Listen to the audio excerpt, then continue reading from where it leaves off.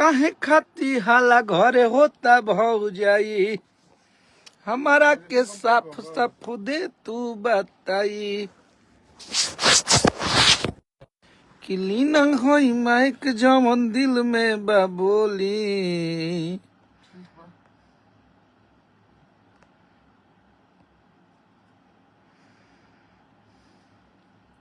जुड़िए आप सब लोग, सबके प्रणाम, नमस्ते, हर हर महादेव। कैसन बानी जा आप सब हमारे सारे भोजपुरी श्रोता, जे भी हमनी के प्यार करेला, जे भी हमनी के चाहेला मानेला।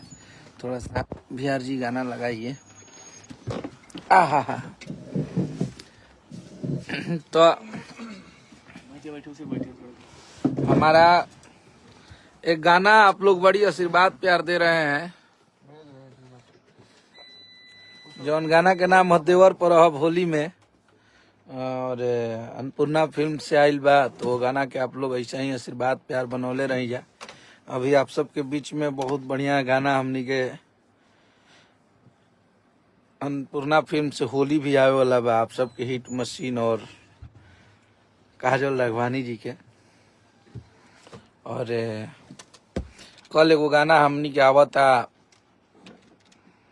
जवानी लेके पाव वही लैले बड़ू गाँव, जिसमें नीलम गिरी जी हैं।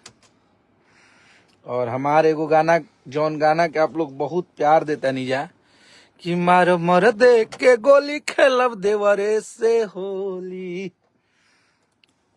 तो वो गाना के कल वीडियो हमनी के रिलीज करत नीजा, जौन के आप लोग बड़ी आशीर्वाद प्यारे गाना के देता नीजा। ऑडियो गाना के आप लोग 15 लाख 17 लाख व्यूज कर दिले बनीजा, और गाना धीरे धीरे हर जगह बाजे भी लागल बा। तो आप सबके आशीर्वाद प्यार मोहब्बत मिलत रहो। हमनी के आप सबके आशीर्वाद प्यार के ही भूखा बनी जा, और हमनी के काम करत नीजा। आप सबके बीच में बहुत बढ़िया बढ़िया गाना हमनी के लेके आवत नीजा।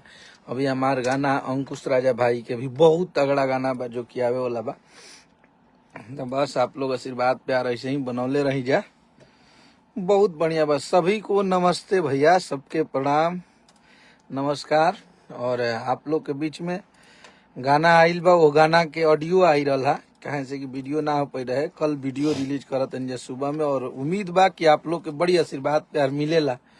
हमनी के हर गाना के अभी हाल फिलहाल में आप लोग कमर के कमाई गाना के भी बहुत आशीर्वाद प्यार देता नीजा, हर जगह बाजता। तो आप लोग के बस स्नेह आशीर्वाद प्यार मिल जाला तो हमनी के धन बनी जा। हम लोग के जीवन में क्या है, आप लोग का प्यार आशीर्वाद ऐसे ही मिलता रहे, ऐसे ही हम लोग काम करते रहेंगे। बढ़िया बढ़िया गाना आप लोग के लिए लेके हम लोग आ रहे हैं। जो कि अभी हमारे अरविंद जी के, अरविंद अकेला कलू जी, जो हमनी के बक्सर जिला से शुरू से बहुत दिन से आप लोग हमारा वहाँ के लिखल गाना के बड़ी प्यार दिला जा। चाहे उतारा द्वारा पर बाजत हुई डीजे है दीवाना के कुर्ता लोरवे से भीजे, साली जी सहारा करो, चूड़ी हरियर का ले ये रिश्ता हमारा का, मुखिया मुखिया इन, खतना गाना हिट भई। और बहुत सारा अभी एगो हमार बहुत पहले के गाना इंस्टाग्राम पे ट्रेंड भी करता वहाँ के, ये प्यार करे लू सब जानीला बाकी करब ना।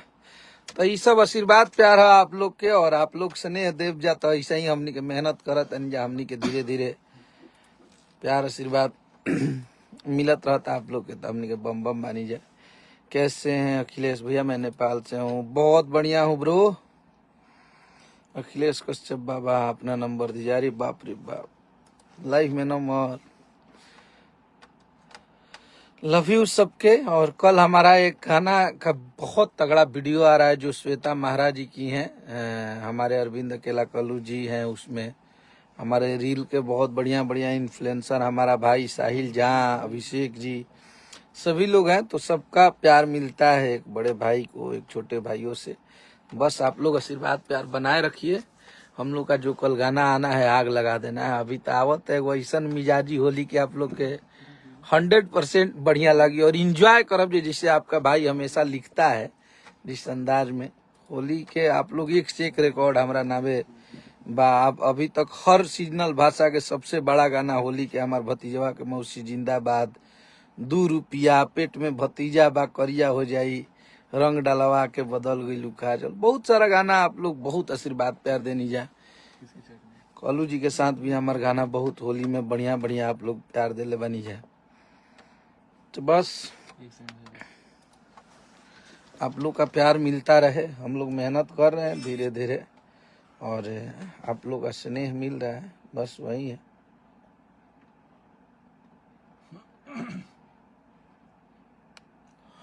तो बस आप लोग आशीर्वाद प्यार बनाए रखिए। बहुत जल्द आप सबके खेसारी भैया के भी गाना सुने के मिली, जो कि बहुत मिजाजी व बड़ी फनी अंदाज में डांसिंग मूड के बाद मजा आई, आप लोग खूब नाचब जा। खेसारी भैया के साथ कब आ रहा है? 3 तारीख को गाने को हम लोग रिलीज करेंगे, अगर सब कुछ सही रहा, शेड्यूल बढ़िया से सब होता है तो फिर। खेसारी भैया कहाँ है? खेसारी भैया शूटिंग कर रहे हैं। खेसारी अखिलेश कश्यप भैया खेसारी भैया से गाना, अरे बिल्कुल भाई, हम लोग तो दिन रात काम कर रहे हैं उनके लिए। अभी तो बहुत सारे गाने को रिकॉर्ड किए हैं हम लोग, आप लोग के मनोरंजन के लिए बहुत सारा गाना रिलीज होना है, तो होगा धीरे धीरे होगा सब। लव यू सभी को। जियो भैया गर्दन ना बाजी का हो। बस एक सेकंड। ये हमारे VR वर्मा जी हैं, हेलो सबको। म्यूजिक डायरेक्टर हैं। बहुत अच्छा गाना